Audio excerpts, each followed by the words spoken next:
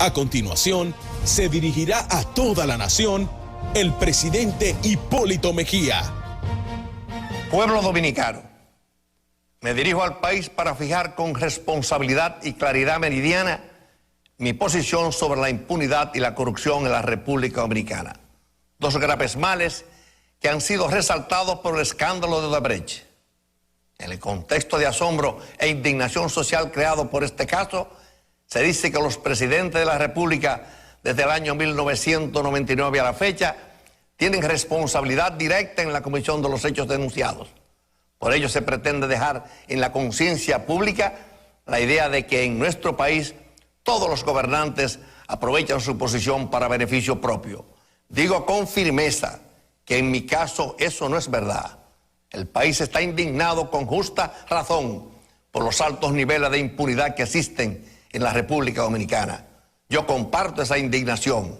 Estoy profundamente convencido de que toda persona que ocupe o haya ocupado un cargo público, especialmente la presidencia de la República, está en la obligación de rendir cuentas de sus actos. Consecuentemente, hoy hablaré sobre los dos proyectos en que participó en la firma Odebrecht durante mi mandato. Tengo la convicción de que la corrupción y la impunidad son dos graves males sociales que están estrechamente relacionados entre sí. No hay combate real y efectivo a la corrupción sin tener un régimen de consecuencias que frene la impunidad. En primer lugar, la corrupción no solo hace daño a las instituciones y a las leyes, sino que también corrompe el alma de los pueblos. En segundo lugar, la corrupción corrompe y daña los sistemas políticos de nuestras naciones. ¿Cuáles son las consecuencias de la impunidad? Tenemos que convenir que la impunidad estimula la corrupción, distrae fondos públicos que deberían ser invertidos en mejorar la calidad de vida de la gente, distorsiona la competitividad de la economía y de manera particular contribuye a perpetuar la pobreza y la exclusión social. Debemos destacar que la corrupción y la impunidad son un pésimo ejemplo para las generaciones jóvenes. En nuestro país, el maridaje de la corrupción y la impunidad es lo que explica que nuestra nación ocupe el lugar número 10 entre los países más corruptos del mundo, en el lugar número 8 en América Latina, tal como reporta el Foro Económico Mundial en su informe sobre competitividad y corrupción del año 2016. En el país hay un largo rosario de casos de corrupción que han sido soslayados para proteger a funcionarios de los gobiernos del Partido de la Liberación Dominicana que han cometido actos dolosos. Lo cierto, señoras y señores, es que bajo los gobiernos del PLD, una parte importante del patrimonio público fue dilapidada en perjuicio del pueblo dominicano. Esos actos de corrupción han sido cubiertos por un manto de impunidad mediante el control de la justicia para asegurar el blindaje de los funcionarios corruptos. La primera cuenta de ese rosario de corrupción fue la ley de capitalización de la empresa pública, promulgada durante el periodo de gobierno 1996-2000. Recuerdo con nostalgia, como muchos de ustedes, exactamente igual, las famosas 3C, es decir, el Consejo Estatal del Azúcar CEA, la Corporación Dominicana de Electricidad CDE y la Corporación Dominicana de Empresas Estatales CORDE. Esas tres instituciones generaban miles de empleos, aportaban bienes de servicio a la economía y en gran cantidad de divisas, contribuyendo así a la distribución de la riqueza y a la dinamización del conjunto de la economía. Los gobiernos del PLD se encargaron de destruir esas importantes fuentes de riqueza, destruyendo en algunos casos la única fuente de empleo y sembrando así de pobreza y miseria en muchos lugares del país. Eso lo sienten en carne propia los pobladores de San Pedro de Macorís, San Cristóbal, Monte Plata, San Luis, Guerra y otros pueblos del interior del país. En cuanto a la antigua Corporación Dominicana de Electricidad, su privatización en el año 1999 significó la pérdida de un importante patrimonio de la nación a cambio de casi nada. Fruto de esa privatización, Se aumentaron significativamente los subsidios al sector eléctrico, contrario a lo prometido por sus mentores de que los mismos serían eliminados. En cambio, esos subsidios se incrementaron hasta alcanzar un promedio superior a los 600 millones de dólares anuales. Lo que se refiere al Acuerdo de Madrid, firmado durante mi gestión, la realidad es que este acuerdo permitió mitigar el impacto de los altos precios de los combustibles en el costo de la energía servida, al convertir los contratos de corto plazo en otros de mediano plazo. Sobre los acuerdos de compra de energía conocidos como PPA, quiero destacar que durante nuestra gestión no se firmó ningún acuerdo. En cambio, se eliminaron 14 contratos por 810 megavatios firmados por el gobierno anterior. Eso se tradujo en un ahorro de 100 millones de dólares anuales. Como si lo anterior no fuese suficiente, el país ha visto la comisión de numerosos actos de corrupción que no han sido sancionados por los tribunales competentes. Veamos algunos de ellos.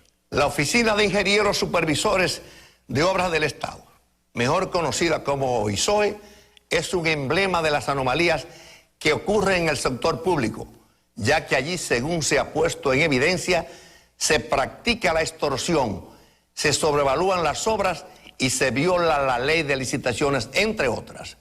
Otro caso lo constituye la compra de varios aviones supertucanos a la empresa brasileña Embraer. Hasta hoy persiste la creencia de que en esa operación hubo sobrevaluaciones y se habían pagado además comisiones por 3,5 millones de dólares. En este caso, habría que analizar si las irregularidades incluyen también la prima de los seguros para esos aviones. El Instituto de Aguas Potables y Alcantarillado INAPA es otra institución donde han ocurrido anomalías. En esa institución, una sola compañía fue beneficiada con 9 contratos, de los cuales 8 fueron suscritos en un solo día. Estos casos de corrupción que acabamos de ver constituyen solo una muestra de lo que ha ocurrido en los gobiernos del PLD, sin que los mismos hayan recibido el castigo que la ley contempla.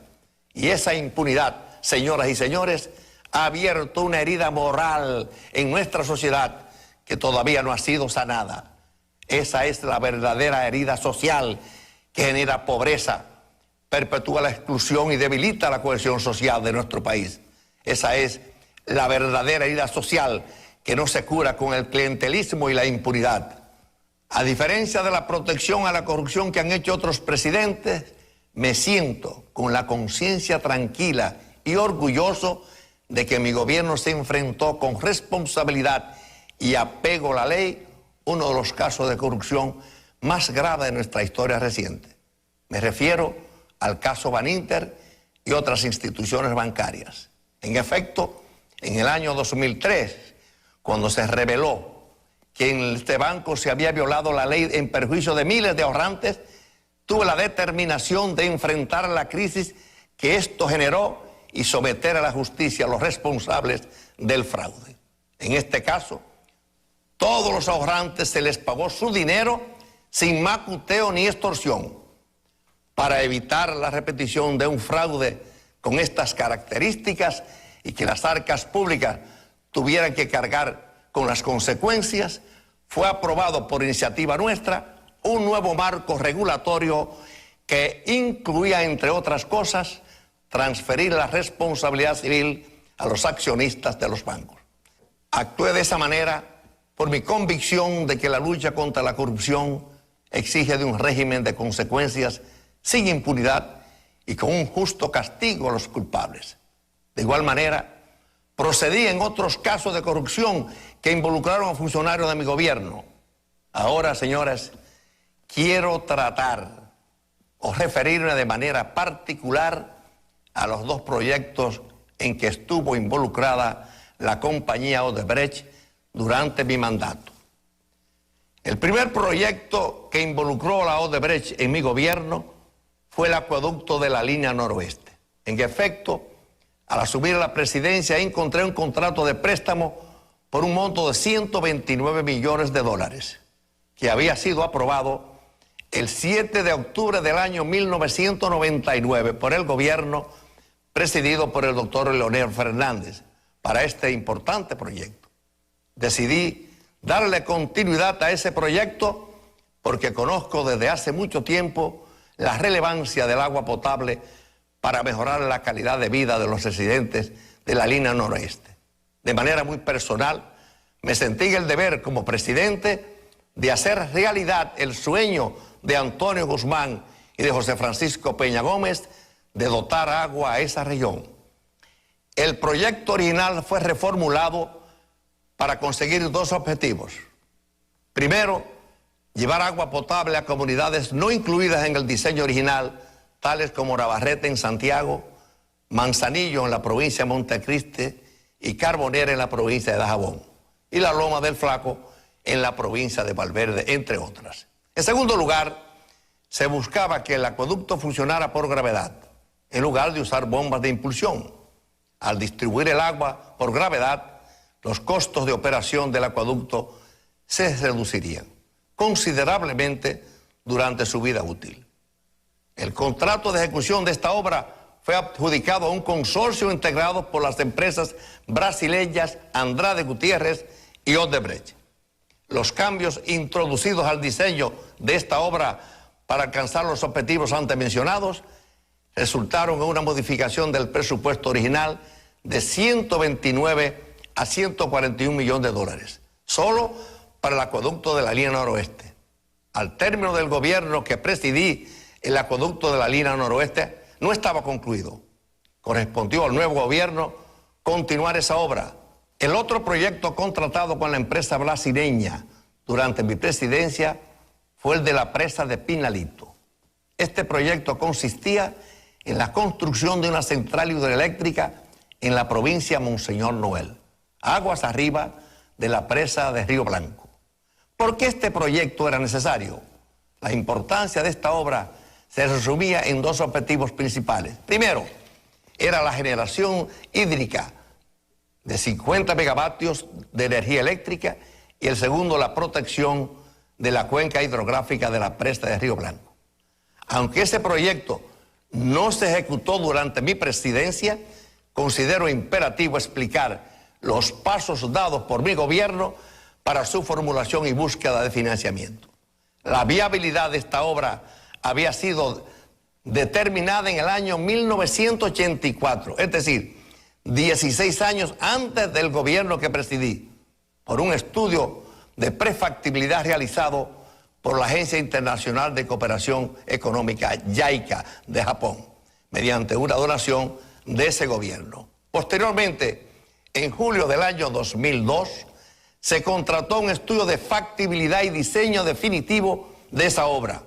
Ese estudio fue hecho por la empresa MW Energy y el mismo fue pagado con una donación de $400,000 aportado por el gobierno de los Estados Unidos de América a través de la Agencia de Comercio y Desarrollo TDA. Basado en los términos técnicos y financieros de ambos estudios, se hizo una invitación a un conjunto de empresas especializadas en este tipo de obras, a fin de que presentaran sus propuestas. Este proyecto involucró la obtención de dos préstamos. El primer préstamo se hizo con el Banco Nacional de Desarrollo y Social de Brasil por un monto de $101.460.000. El segundo préstamo se hizo con el Banco ABN AMRO-Bank de Holanda por un monto de $30.260.000. Es decir, que el monto aprobado para dicho proyecto fue de $131.720.000. Desde octubre del año 2002 hasta agosto del 2004 se realizaron 3 adendas a este proyecto. Eso resultó en una prórroga del plazo para la propuesta de financiamiento y para incluir sin alterar el presupuesto un estudio de impacto ambiental y la supervisión de la obra, entre otras cosas. Esos cambios representaron un ahorro para el país de unos $6,5 millones de dólares.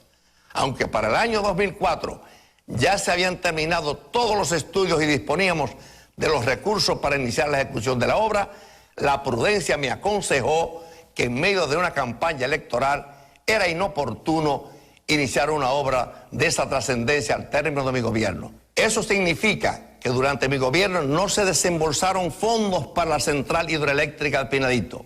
Señoras y señores, a casi 2 meses de que se revelaran al país los hechos que involucran a la Odebrecht, la ciudadanía no ha recibido de las autoridades una explicación convincente de los resultados de su investigación sobre el mismo. Esa falta de información ha creado una duda sobre si los responsables de dichos actos recibirán las sanciones correspondientes. La decisión tomada por el juez apoderado de la validación del acuerdo del Estado Dominicano y la Odebrecht de declarar inadmisible dicho acuerdo añade un nuevo elemento de incertidumbre sobre este caso. Pueblo dominicano, estoy convencido de que con el caso Odebrecht la justicia tiene una gran oportunidad de poner freno a la impunidad, para luchar de verdad contra la impunidad. Además de las acciones del sistema judicial, es imperativa la movilización de las ciudadanas y ciudadanos. Quiero decir con claridad que doy todo mi apoyo a la movilización constante y pacífica de la ciudadanía, como ocurre en todo el país. Es así como construiremos una mejor República Dominicana. Dominicanas y dominicanos, quiero para finalizar decir con toda firmeza que el caso demanda que no tengo nada que ocultar sobre mi conducta como figura pública. No es la primera vez que de manera irresponsable se ha insinuado que he estado involucrado en actos de corrupción. Se me atribuyó la propiedad de la finca Aguayo, del proyecto de mango de fundación en Baní y de la finca ganadera de Isura en Asua, entre otras. En todos esos casos, el tiempo demostró que tales aseveraciones eran infundadas. Hoy también de manera irresponsable se dice que el caso de Odebrecht podría haber actuado al margen de la ley, la cual también es incierto. La lucha contra la corrupción siempre ha sido parte fundamental de mis posiciones políticas. Para muchos, la causa por la cual no pude alcanzar la victoria en las elecciones del año 2012 fue mi posición intransigente ante ese flagelo y mi actitud de no hacer concesiones a quienes perseguían un pacto de impunidad. Reto a cualquier persona que si puede demostrar de manera cierta y veraz que en el ejercicio de mis funciones públicas o en mis actividades privadas, tanto mi esposa, mi hermana, mis hijos y yo en particular cometimos algún acto de corrupción, estaría en disposición de retirarme de la vida política y entregar mi patrimonio al Estado. Que Dios nos bendiga a todos y a todas. Muchas gracias.